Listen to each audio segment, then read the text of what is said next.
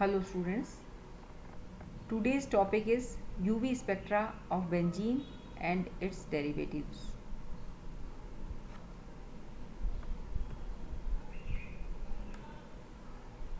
Benzene shows a series of low intensity bands between 230 and 270 nanometer. When the number of fused rings increases, the lambda max for the primary and secondary bands also increases. The value of lambda max as well as extinction coefficient are more for naphthalene as compared to benzene. Similarly, anthracene absorbs at higher value than naphthalene. Pentacene absorbs at 580 nanometer and appear blue. So it has been noted that lambda max for polynuclear aromatic hydrocarbons moves to longer wavelength.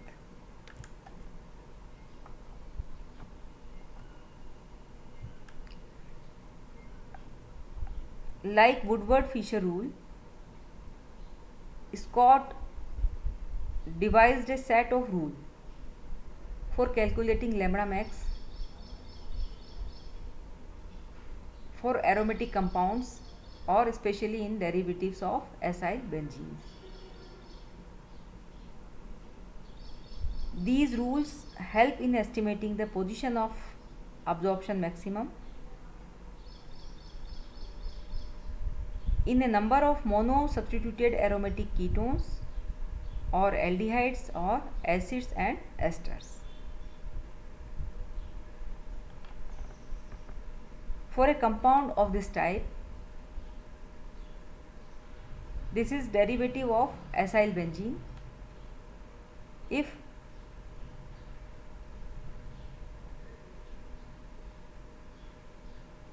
X is an alkyl or alicyclic group,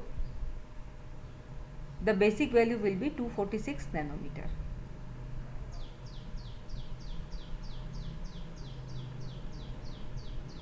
If X is hydrogen atom, the basic value becomes 250 nanometer and the basic value is 230 nanometer if X is either OH group or OR group.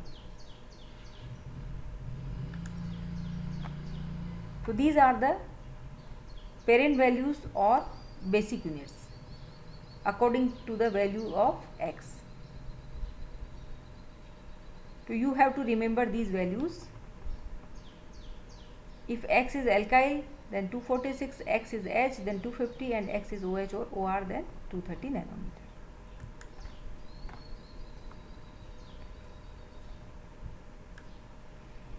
Now the structural increments in nanometer. For further substitution on aromatic rings in ortho, meta and para positions, these values are given in this table. These are the substituent or we can say oxochromes, and this is the values according to the positions.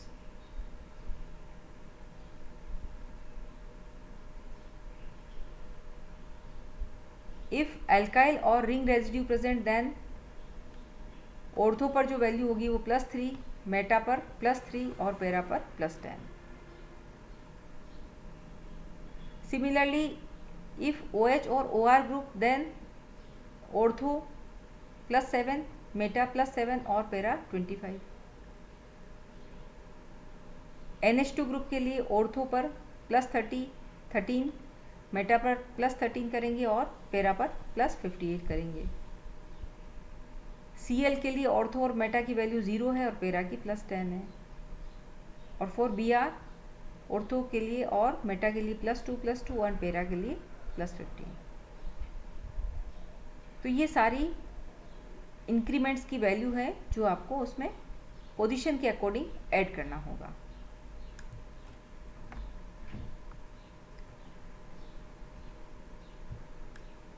Now find out the lambda max of this structure. यहाँ देखिए आपको parent value देखना होगा सबसे पहले। तो this is the parent value.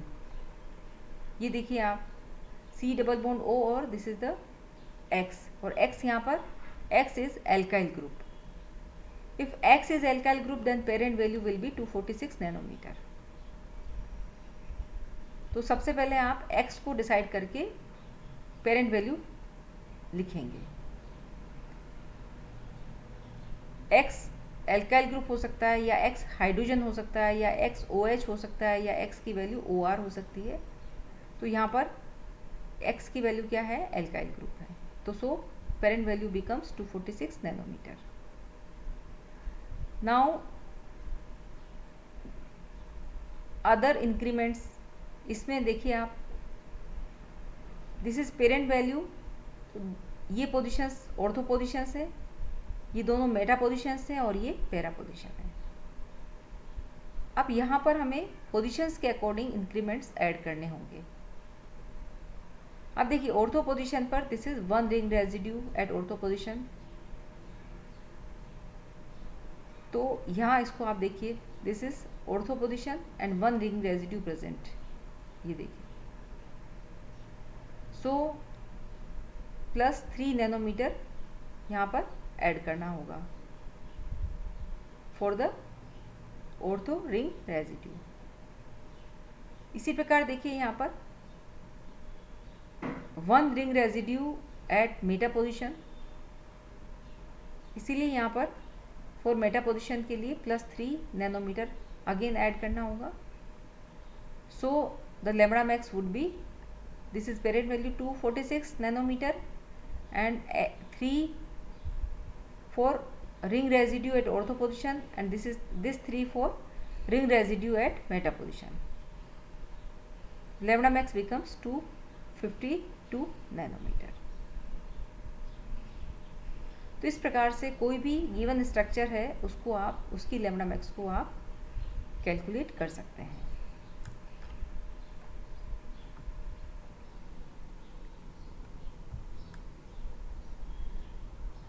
Now this is another structure and find out the lambda max of this structure.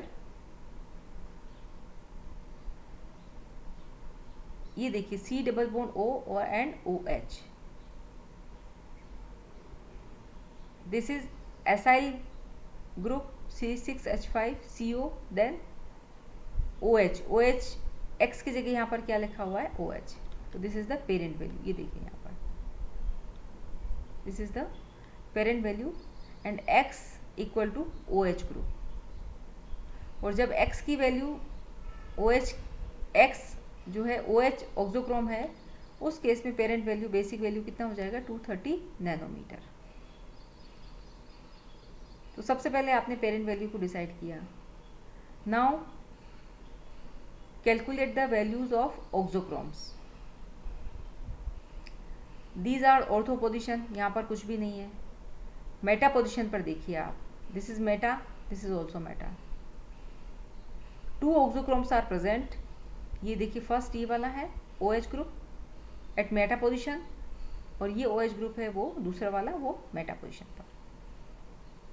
So 2 auxochromes means OH group at meta positions. और आपने टेबल में लर्न किया है कि मेटा पोजीशन पर अगर OH group present है तो उसका इंक्रीमेंट किसके बराबर होगा? 7 नैनोमीटर। तो 2 × 7 मीन्स 14 नैनोमीटर ऐड हो जाएगा यहाँ पर। थर्ड देखिए ये para position, if auxochrome OH group present at para position then value will be 25 nanometre. Para के लिए OH की वैल्यू कितनी होती है? 25 नैनोमीटर के बराबर होती है, 25 नैनोमीटर होती है। तो इस प्रकार से हम कंप्लीट स्ट्रक्चर के लिए लैम्बडा मैक्स हम कैलकुलेट करेंगे। So the lambda max would be 230 nanometre plus 14 nanometre plus 25 nanometre equal to कितना नैनोमीटर हो जाएगा, 269 नैनोमीटर। ये हमने कैलकुलेटेड वैल्यूज़ लिखी हैं, ऑब्जर्व वैल्यू इसमें नहीं लिखी है। प्लस 5 या -5 नैनोमीटर का डिफरेंस आता है, तो हम इसको हम वेरीफाई कर लेते हैं।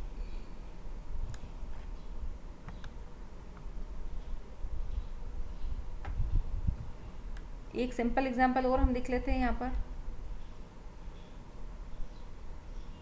Again calculate the lambda max of this structure. Parent value simple, ये कंप्लीट स्ट्रक्चर ही अपने आप में पेरेंट वैल्यू है, केवल एक सब्स्टिट्यूएंट प्रेजेंट है यहाँ पर। तो पेरेंट वैल्यू क्या हो जाएगा, C6, ये है C डबल बॉन्ड O और X की वैल्यू किसके इक्वल है, यहाँ पर देखिए आप OR के equal, OCH3 means OR। If X is OR means that is it is an ester. तो पेरेंट वैल्यू कितना हो जाएगा, 230 नैनोमीटर। OH के लिए भी 230 होता है और OR के लिए भी 230 नैनोमीटर होता है। तो हमने सबसे पहले पेरेंट वैल्यू डिसाइड किया 230 nanometre.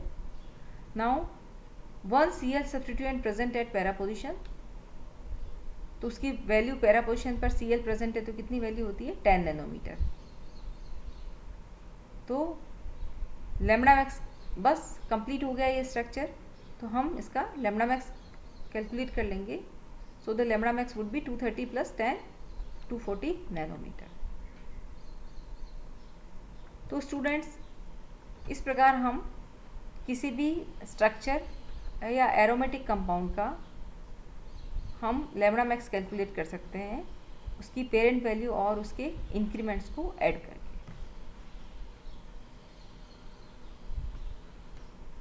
Thank you very much.